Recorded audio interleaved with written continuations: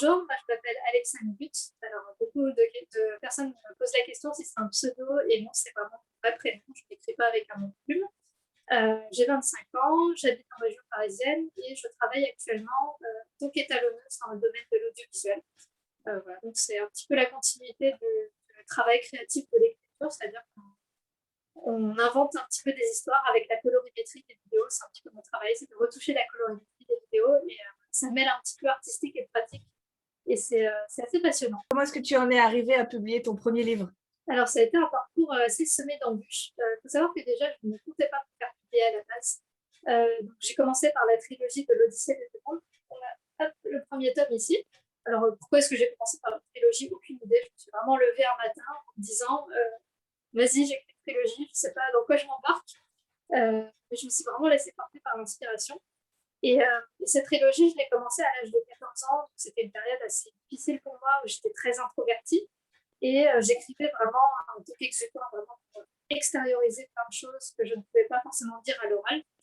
Ça a été un petit peu comme une thérapie. Et j'ai eu la chance de rencontrer une prof de français qui m'a beaucoup marquée en classe de première, qui a accepté de lire ce premier tome.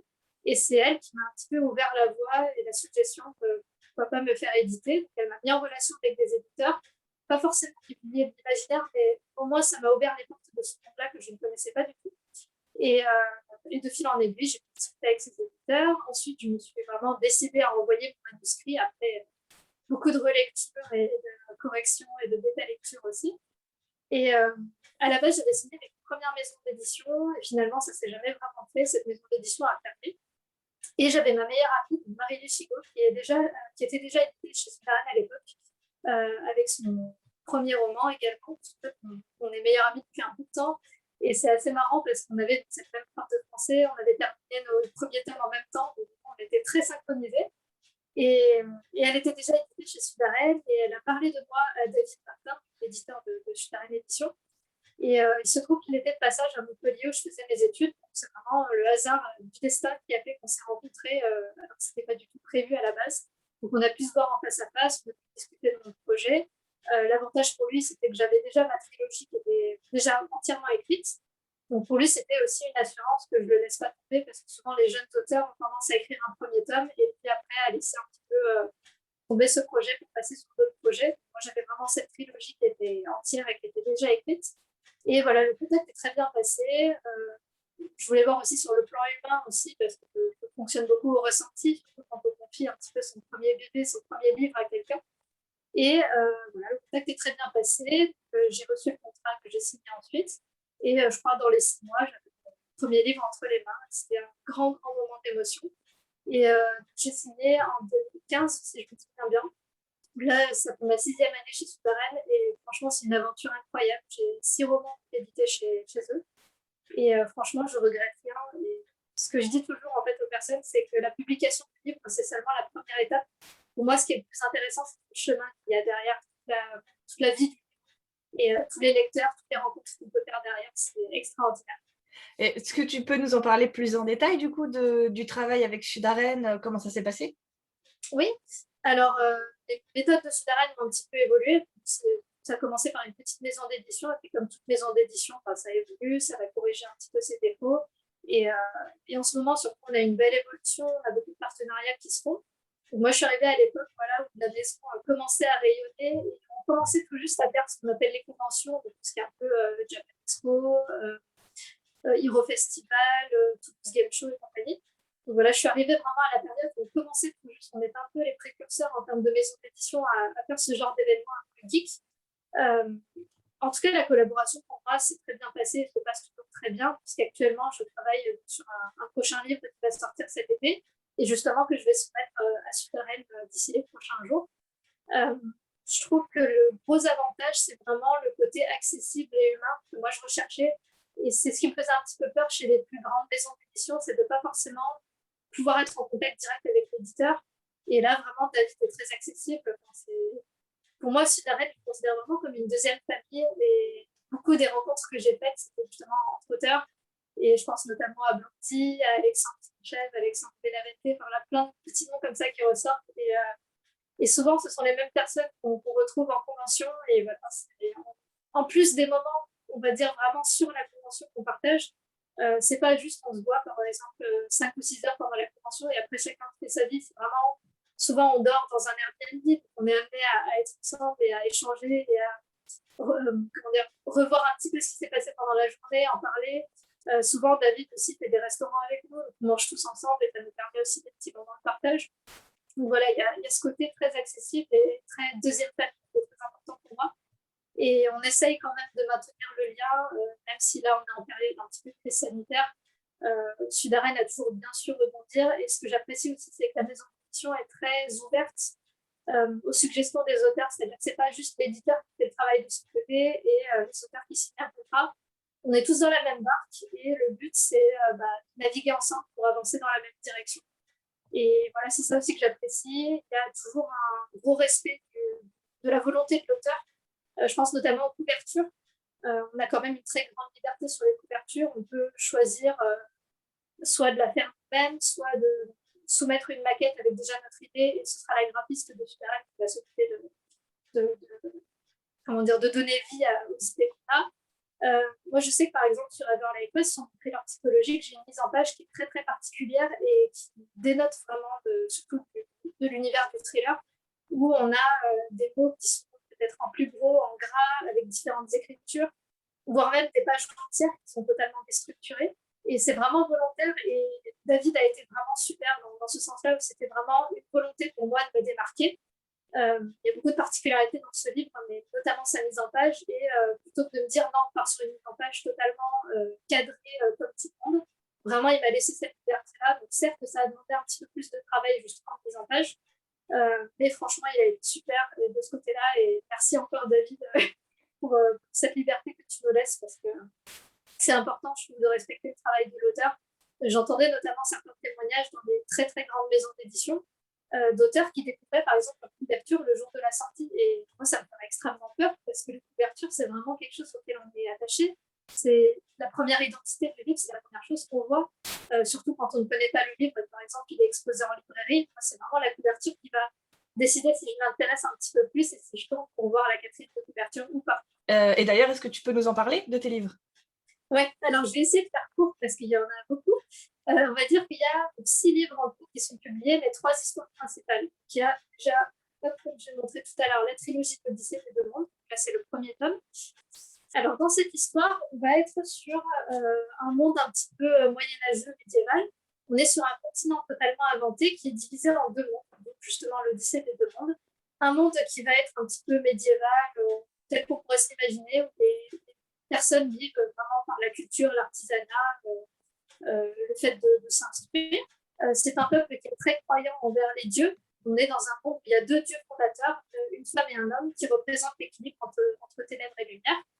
Et on va avoir parallèlement à celui-là ce qu'on appelle l'autre monde, le monde magique, qui lui va être en totale opposition avec ce premier monde, où justement c'est un monde où la magie c'est quelque chose d'aussi naturel pour ces personnes-là que de respirer. On va avoir des créatures, des dragons, des fées. On tourne beaucoup autour de la thématique des éléments. Chaque personnage va avoir ce qu'on appelle une essence élémentale. Et chaque élément duquel ce personnage découle va un petit peu définir ses traits de caractère et son identité. Et donc, dans ce monde qui est divisé en 2, on va avoir une espèce de peur de l'inconnu, dans le sens où les 2 mondes ne se fréquentent pas du tout. Il n'y a pas vraiment de barrière physique qui les délimite, mais c'est plus une peur de l'inconnu, une peur d'aller s'aventurer et de découvrir peut-être d'autres cultures et d'autres mœurs qui vont faire que ces 2 mondes ne se fréquentent pas. Et dans tout cet énorme monde, cet énorme continent, on va avoir le personnage d'Hera, le personnage principal qui a un peu plus de 25 ans au début de l'histoire, qui a toujours senti qu'elle était différente, dans le sens où elle a l'impression qu'une deuxième conscience, une deuxième âme s'épanouit en elle depuis toute petite. Et plus elle grandit, plus cette deuxième âme s'affirme de plus en plus. Et l'histoire se déclenche au moment où elle a des doutes de guérison. Et on lui a toujours dit de cacher ses pouvoirs, puisqu'elle vit du côté du continent où la magie n'est pas tolérée, en tout cas pas entre les mains d'êtres humains. Et elle va vouloir intervenir pour porter secours à une mère qui donne naissance à un enfant. C'est un accouchement difficile. Et elle va réussir à sauver la vie de l'enfant, mais ce sera au détriment de celle de la mère qui va malheureusement décéder. Et cet enfant va grandir avec justement cette haine et ce mépris envers Hera qui en fait a juste voulu aider, mais ses intentions étaient mal comprises. et elle va être victime d'une véritable chasse aux sorcières qui va la forcer à s'exiler de son royaume et justement entreprendre un petit peu ce voyage forcé à travers l'autre monde. Et le but, ça va être vraiment d'effectuer ce voyage à travers l'inconnu, à travers les yeux des personnages, comme si on explorait en même temps qu'eux, et de ne pas se limiter juste à la vue. Vraiment, on explore tous les sens, et surtout, on est beaucoup dans le ressenti, dans la psychologie des personnages. Donc, même si c'est un récit à la troisième personne, des fois, on va avoir l'impression que c'est limite à la première personne, tellement on est dans l'esprit et dans la psychologie des personnages. Ensuite, on va avoir un Dolian, qui est juste là. Donc, c'est un one-shot, toujours en fantasy. Et c'est un one-shot qui est rattaché à l'univers de l'Odyssée, dans le sens où on va être dans le même monde, mais avec une histoire qui peut se lire indépendamment. Il n'y a pas besoin d'avoir lu en fait, la trilogie pour comprendre cette histoire. On a, pareil que dans l'Odyssée, la carte des continents, que vous pouvez retrouver en couleur sur Internet. Et ici, donc, on va être sur une histoire beaucoup plus axée sur le voyage temporel et dimensionnel par rapport à l'Odyssée, où on va être plus sur un voyage géographique, tel qu'on peut s'imaginer. Dans Nolian, on va justement se concentrer sur le personnage de Nolian, qui a 12 ans au début de l'histoire et qui a eu le malheur de naître avec des dons qui surpassent ceux des dieux fondateurs. Autant Héra dans l'Odyssée, c'était quelqu'un qui avait des grands pouvoirs de guérison, mais qui pouvait être très facilement manipulable par les dieux. Nolian, c'est vraiment une force de la nature que personne ne peut contrôler, qui prend un peu ça comme une malédiction. Et ce qui va vraiment changer le cours de son existence, c'est sa rencontre avec un ancien esprit. D'ailleurs, on le voit juste au-dessus de la couverture, c'est ce personnage-là, qui s'appelle Thaler. Et on est vraiment sur la thématique des souvenirs, puisque cette rencontre avec cet esprit, déjà, elle est assez étrange, dans le sens où cet esprit, c'est l'esprit de quelqu'un qui a vécu plusieurs millénaires avant Nolian. Et ce personnage-là, en fait, est amnésique. Au début, il se rappelle vaguement de son prénom, mais rien d'autre. Et on va s'apercevoir qu'aux côtés de Nolian, en tout cas à son contact, certains de ces souvenirs peuvent se débloquer à travers ce qu'on appelle des fragments d'artefacts. Donc, ces fragments sont dispersés sur tout le continent. Et c'est vraiment comme un puzzle qu'on va reconstituer au fil de l'histoire avec justement ce ruban de souvenirs qui va se délier. Et les souvenirs ne sont évidemment pas donnés dans l'ordre chronologique. Donc ça laisse vraiment au lecteur le choix, soit de vraiment se laisser bercer par l'histoire et attendre sa conclusion, soit d'essayer un petit peu à la manière d'un enquêteur de déduire par rapport aux morceaux qu'on a déjà et ceux qui manquent, quelle va être la narration de l'histoire et quelle va être la temporalité, sachant que tous les lecteurs ont été surpris par la fin, et ça c'est un petit peu ma fierté parce que je n'aime pas les histoires qui sont prévisibles. Voilà, pour Nolian. Et ensuite on va avoir Everlight West qui va être en deux parties et pas en deux tomes. Je vais expliquer pourquoi. Voilà. On a les deux couvertures d'ailleurs qui sont un peu en mode miroir, c'est totalement volontaire. Everlight West, c'est du thriller psychologique. Pour le coup, on change totalement de registre. Et c'est partie 1 et partie 2, tout simplement parce qu'à la base, c'était censé être un seul roman. Vraiment, je l'avais pensé en one-shot, parce que si on les met côte à côte, ça fait un truc énorme et vraiment pas pratique même à tenir. Donc, avec Sudaren, on a beaucoup réfléchi là-dessus et il se trouvait qu'il y avait un événement à peu près au milieu de l'histoire qui permettait de couper et de faire un peu un cliffhanger à la fin de cette partie 1. Donc, voilà pourquoi on a décidé de couper un peu. Donc, ici, on va être thriller psychologique, comme tu disais, avec quand même un soupçon d'imaginaire, parce que j'aime bien garder ce côté un peu surréaliste, voilà, un côté qu'on ne peut pas vraiment expliquer en tout cas. Ici, on va suivre les aventures de Ever. Justement, Ever Lighthouse, c'est le nom du personnage principal. Ever Lighthouse est détective privé et on ne s'est jamais vraiment dit dans l'histoire, mais il est atteint du syndrome d'Asperger. Je me suis beaucoup renseignée là-dessus parce que c'est quelque chose qui m'a toujours intriguée et intéressée. Et forcément, donc, il est assez incompris, il a un comportement social qui n'est pas forcément compris non plus.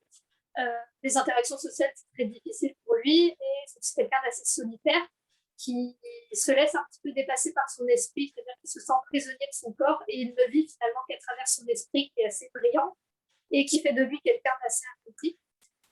Dans ce contexte-là, on est en 2031, dans un futur assez proche. J'ai essayé d'imaginer comment notre monde à nous pourrait évoluer, puisque là, on est vraiment ancré dans notre monde. Il n'y a pas de monde inventé là-dedans. Dans tout ça, on va avoir Ever qui découvre l'existence d'une espèce de pyramide. On ne sait pas trop ce que c'est. Volontairement, on ne se penche pas sur d'où elle vient, mais plutôt ce qu'elle fait. Et cette pyramide, c'est une espèce de puzzle d'énigme qui réussit donc à résoudre et qui ouvre une faille à travers une dimension parallèle, puisque en 2031, on peut très bien s'imaginer que le gouvernement s'intéresse justement au voyage temporel et au voyage dimensionnel. Je pense que c'est déjà le cas dans notre monde à nous, même si on nous en parle assez peu. Et dans tout ça, Ever, justement, ouvre une espèce de porte à travers l'autobus, comme s'il ouvrait la boîte de Pandore. Et forcément, ça va attirer l'attention du gouvernement qui va se pencher de très près sur son cas. À ce jour, Ever, c'est la seule personne dont on sait qu'il peut voyager physiquement de l'autre côté. Et c'est là tout l'intérêt de l'histoire, c'est que la dynamique va être lancée par le fait qu'on va lui confier une enquête. Il a une vingtaine d'années d'histoire. Et donc, on va suivre ce détective, justement, entre ses voyages, entre le monde réel qu'on connaît et cette dimension parallèle qui répond vraiment à des règles très particulières, qui est très codifiée. Il y a une espèce de brume omniprésente, on ne sait pas trop pourquoi elle est là. Il y a la lumière d'une lune écarlate, on ne sait pas pareil d'où elle vient. On a un petit peu en opposition entre le bleu et le rouge.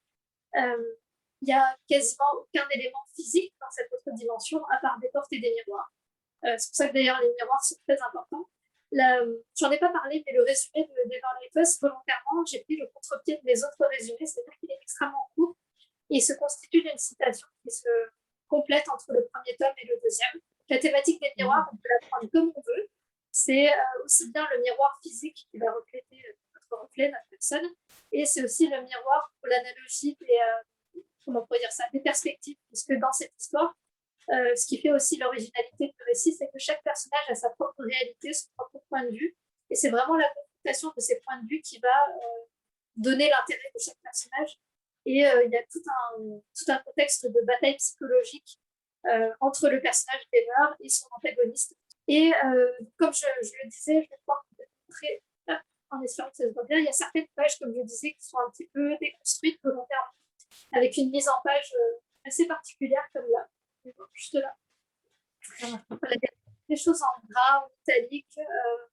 Il y a aussi un personnage, je ne dirais pas lequel, mais qui s'amuse à briser le quatrième mur si ça parle aux gens, notamment qui jouent aux jeux vidéo.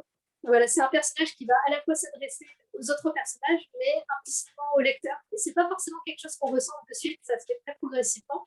Et justement, je trouve ça assez intéressant parce que ça déstabilise, mais c'est vraiment la sensation que je voulais provoquer. Et c'est pour ça aussi que j'ai travaillé une mise en page assez particulière avec des choses qui jaillissent un petit peu de la page. C'est vraiment pour provoquer quelque chose chez le lecteur. Et la grosse particularité de ce livre, c'est qu'il possède un univers étendu.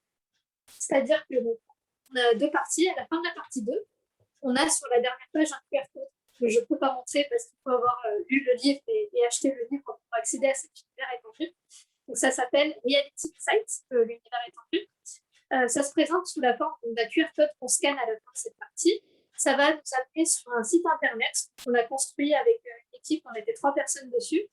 On a travaillé plus d'1 an dessus et le lancement officiel, c'était le 15 décembre dernier. Et le principe, c'est tout simplement de lire les 2 parties, d'arriver sur ce site, et c'est une suite d'énigmes. En fait, c'est vraiment un cheval, je dirais, entre le jeu vidéo, le jeu d'énigmes et l'expérience immersive. Alors, ça n'a jamais été fait en France, donc on est assez fiers de ça. Ça a demandé un boulot énorme parce qu'en fait, c'est vraiment du sur-mesure, c'est-à-dire que, un peu comme les jeux vidéo, je prends par exemple Professeur Layton, qui a été notre inspiration principale. C'est un jeu d'énigmes sur Nintendo DS. Et en fait, nous, on a inventé nos propres énigmes, vraiment sans dépendre de personne, sans être attaché à une boîte de jeux vidéo ou quoi que ce soit. On a vraiment tout fait nous-mêmes. On a lancé quand même une campagne Ulule l'année dernière pour pouvoir financer tout ça. Et d'ailleurs, merci à tous les contributeurs, je répète, c'est aussi grâce à eux que le projet a pu se faire. Donc voilà, on va arriver sur ce site avec une ambiance très immersive, avec, je le disais, tout ce qui est un petit peu ambiance, brume, lumière, couche et tout. Bah, vraiment, comme si on faisait partie de cette dimension, qu'on était plongé dedans. Il y a aussi une immersion sonore, donc on encourage les personnes à utiliser un casque ou des écouteurs pour vivre cette aventure. Et voilà, on va progresser d'énigme en énigme. Toutes les énigmes sont bien sûr en lien avec l'histoire. Vous êtes libre, en fait, si vous bloquez sur une énigme, d'aller refouiller dans le livre et puis essayer de trouver à quel passage ça se rapporte. Et c'est vraiment du contenu que vous pourrez trouver nulle part ailleurs. Et on a un groupe d'entraide officiel sur Facebook qui est assez actif. Donc, si vous avez besoin d'aide, n'hésitez pas à aller justement sur ce groupe. Ou si vous aimez bien être un petit peu acteur de l'histoire, je pense que c'est une aventure qui peut être faite pour vous. Et ben, merci beaucoup à toi, en tout cas.